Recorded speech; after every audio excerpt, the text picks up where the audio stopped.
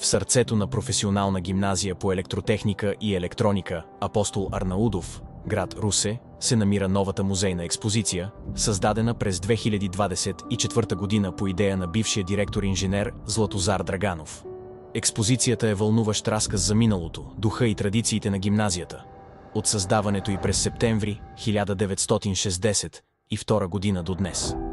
По стените оживява историята на училището чрез фотографии на всички негови директори и учители, както и моменти от живота на патрона на гимназията, народния учител Апостол Арнаудов, директор на училището в периода 1964-1974 година и удостоен с редица почетни звания. Заслужил учител, народен учител, почетен директор на гимназията, а посмъртно и почетен гражданин на град Русе. Централно място в експозицията заема неговата работна папка, свидетелство за дългогодишната му всеотдайна дейност, дарена от неговите дъщери Боянка и Ирена Арнаудови. В музейните витрини посетителите ще открият безценни документи, стари снимки, медали, плакети и лични негови вещи, свързани с живота му и неговата педагогическа работа.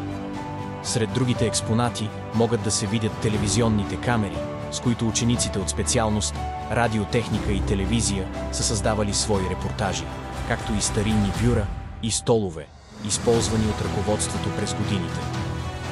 Уредници на музея са госпожа Стефка Мънгова, настоящ директор, госпожа Искра Чакарян, старши учител по история и цивилизации, и господин Елиан Друмев, педагогически съветник. Всеки гост на експозицията има възможност да остави своите впечатления и спомени в специална книга за посетители. Новата музейна експозиция не е просто колекция от предмети. Тя е съхранената памет на поколения учители, ученици и лидери, отдали сърце и душа за развитието на гимназията. Заповядайте да се докоснете до историята.